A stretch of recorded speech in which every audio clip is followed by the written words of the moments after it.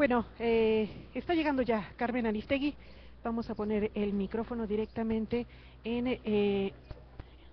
el audífono para que ustedes puedan escuchar directamente esta conferencia desde Casa LAM. Pues me permitiré un texto que decidí escribir, entre otras cosas, para dar respuesta a muchos comentarios que amablemente se han expresado en diferentes medios de comunicación, para dar respuesta a muchas personas que se han manifestado a través de las redes sociales, a través de manifestaciones, a las personas que están allá afuera que no cupieron, porque tenía que contar precisamente lo sucedido en el fin de semana pasado en Noticias MBS. Dicho lo cual, pues me permitiré dar lectura a este escrito para asumir una postura pública sobre mi despedida del noticiero matutino de Noticias MBS ocurrida este fin de semana. Sé que va a parecer paradójico, pero lo van a entender al final. Ojalá que al final de la lectura, pues,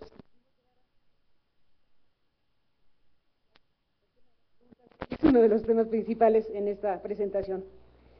Ojalá que cerrara la lectura y que quedara comprendido precisamente el sentido de este pronunciamiento.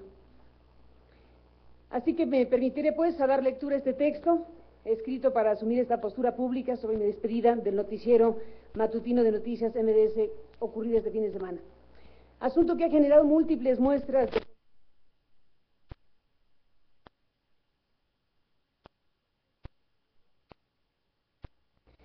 Este es un suceso que, si bien afecta a la vida profesional y laboral de un grupo de personas, entre las que me incluyo, tiene una trascendencia mayor a ese mero alcance limitado.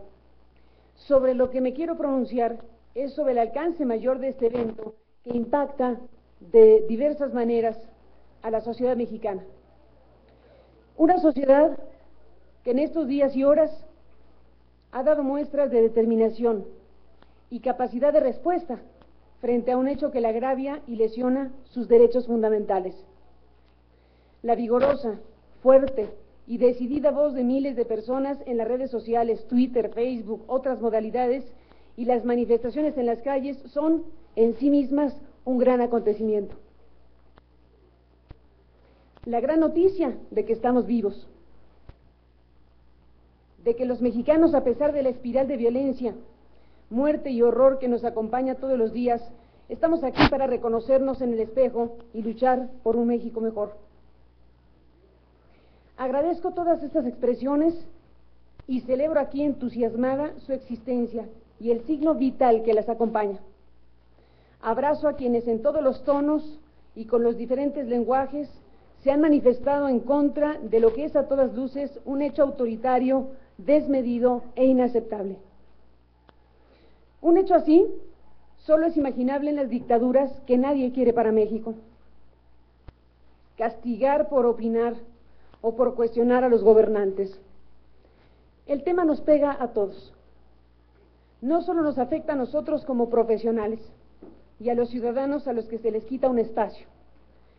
Se afecta también a este medio de comunicación y al grupo empresarial que desarrolla diversas actividades productivas a favor del país.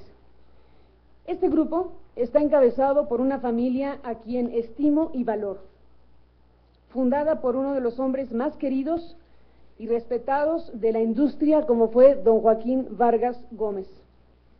Lamento sinceramente que sus nombres están siendo acribillados con insultos en las redes sociales por la decisión tomada.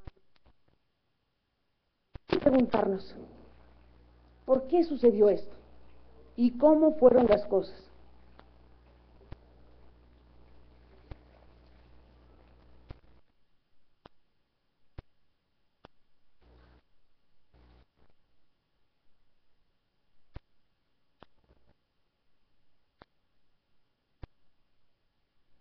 Tenemos que preguntar cómo fueron las cosas. El pasado viernes 4 de febrero, en mi libre derecho a la expresión, formulé un comentario editorial que aludía a un incontrovertible hecho noticioso. A raíz de lo ocurrido en la Cámara de Diputados el día anterior, cuando un grupo de legisladores exhibió una manta con la foto de Felipe Calderón con los ojos enrojecidos en la que se leía: ¿tú dejarías a un borracho conducir tu auto? No, ¿verdad? ¿Y por qué lo dejas conducir al país? Naturalmente se produjo una gran rispidez que orilló a suspender la sesión en el recinto legislativo. Había ahí ya una historia que contar a nuestras audiencias. Mi compañero Omar Aguilar presentó con gran profesionalismo ese hecho noticioso con pulcritud, con claridad y con suficiencia. Jamás ocultó ni la manta, ni el contenido de la manta, ni a los autores de la manta. No truqueó nada para que los televidentes y radioescuchas no se enteraran de lo que decía la manta. No trampeó con nadie y presentó al público, como el público merecía, todas las expresiones que en diferentes sentidos se emitieron al respecto. Nuestro auditorio quedó perfectamente informado del acontecimiento y con elementos suficientes para hacer su propia valoración de las cosas. La información presentada me sirvió a mí de base para formular el citado comentario editorial. Dejemos a un lado de la caricatura, dije.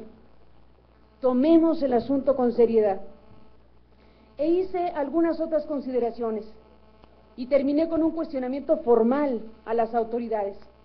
¿Tiene o no problemas de alcoholismo el presidente de la República? Yo no tengo manera de corroborarlo, pero por el caso sería algo delicado que deberíamos saber. No hay nada de ofensivo en la interrogante, especialmente si se trata de algo que de existir afectaría por su naturaleza la toma de decisiones que impactan en todo momento a millones de personas en el país. El comentario editorial cerraba diciendo que el tema, y dada su exposición pública a través de la manta de los legisladores, merecía una respuesta seria, formal y oficial de la propia Presidencia de la República. La Presidencia no respondió a la periodista. De inmediato exigió a los dueños, que no a la periodista, una disculpa pública inmediata por la tremenda osadía.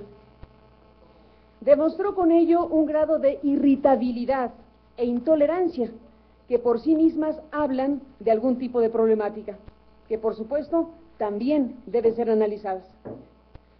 Reconozco que el cuestionamiento era duro, pero de ningún modo injurioso o difamatorio. Tampoco se transgresó al código de ética que ha sido aludido.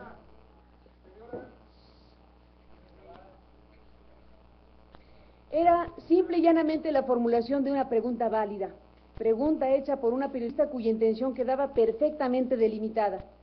El estado de salud y grado de equilibrio de un mandatario, por supuesto que es un asunto de claro interés público. La sociedad mexicana tiene derecho a saber con certeza, sin ofensas, sin caricaturizaciones, sobre las condiciones de salud de quien ha tomado y seguirá tomando todos los días decisiones gravísimas que impactan sobre el destino de una nación. Y vaya que se ha impactado el destino de la nación las decisiones tomadas desde Los Pinos en este sexenio. El motivo de mi despedida, se dijo, fue haberme negado a ofrecer una disculpa y haber transgredido el código de ética de la empresa, cosa que es falsa y se convirtió solo en una coartada. En este momento, no solo no rectifico, ni me disculpo porque no hay nada que disculpar, sino por el contrario, ratifico la pertinencia de que la Presidencia de la República se manifieste al respecto. Lamento sí personalmente que el presidente y su familia se hayan sentido ofendidos por el cuestionamiento. No hubo, ni hay formulación de mi pregunta, ninguna intención o ánimo de ofender.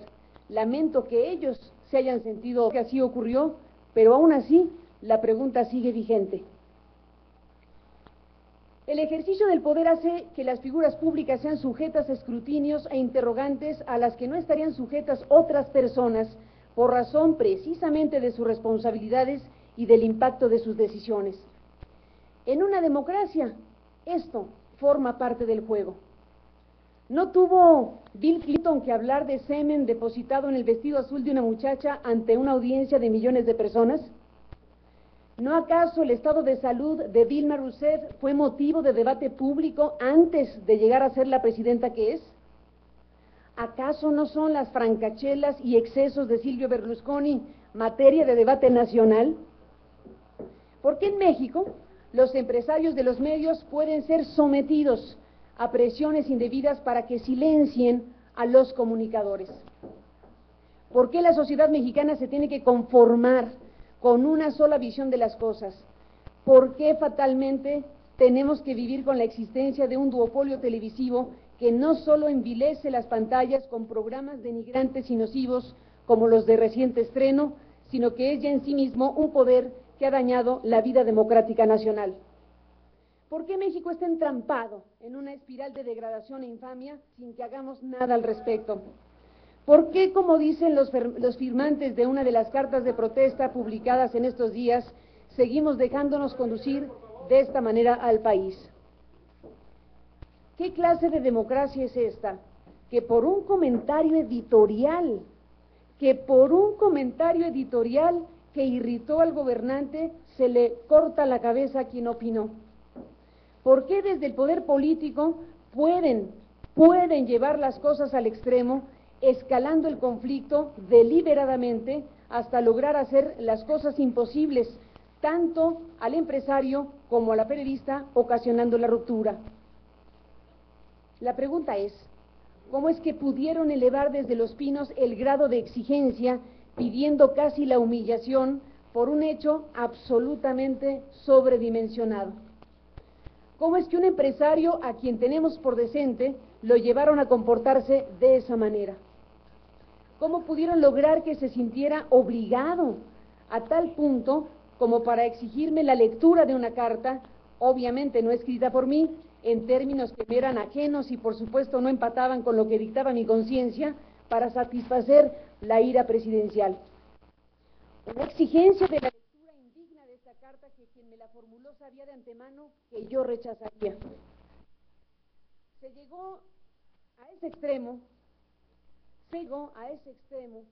por el grado de vulnerabilidad en la que quedan quienes tienen negocios o concesiones en el mundo de las telecomunicaciones y los medios de comunicación en México.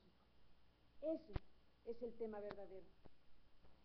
En este caso hay un conjunto de concesiones en juego y la resolución final sobre lo que pase con ellas se encuentra en el cajón del presidente. Lo que debería ser técnico, jurídico y legal, en la realidad es un asunto político y discrecional. La aprobación, que ha pasado ya por todos los filtros legales y técnicos para tomarse, está sujeta a la venia final del presidente, y ni siquiera a la venia final del presidente, sino a la venia final de Occidente. Es decir, a los poderes dominantes con las telecomunicaciones, cuyo poder desmedido impide la entrada de nuevos competidores, y a los que existen les hace la vida verdaderamente imposible. Persiste a nuestros días un elemento que condiciona y distorsiona la relación de los medios con el gobierno, que es esta discrecionalidad política en la toma de decisiones en materia de refrendo y otorgamiento de concesiones en el ámbito de las telecomunicaciones. Es esta una de las razones fundamentales por las cuales en México no se despliega a plenitud un derecho fundamental como el de la libertad de expresión. Asuntos que deberían resolverse con la mayor certidumbre jurídica en materia de plazos, planes de cobertura, planes de negocios y de inversión, terminan siendo asuntos de decisión política y no de las áreas técnicas en la materia. Es el caso de las concesiones que en la banda del 2.5 GHz tienen varios operadores en el país, del que MBS Comunicaciones posee la mayoría de ellas. No obstante haber ya desahogado todos los requerimientos técnicos en materia de competencia y de la opinión favorable de algunos comisionados de la COFETEL y de la opinión favorable de la COFECO, y de tener a la espera, con riesgo de perderlas, cantidades millonarias de inversionistas nacionales y extranjeros, a pesar de tener todo en regla y un mercado demandante, indebidamente, inexplicablemente, la decisión se ha retrasado por 5 años. Teniendo todo en regla,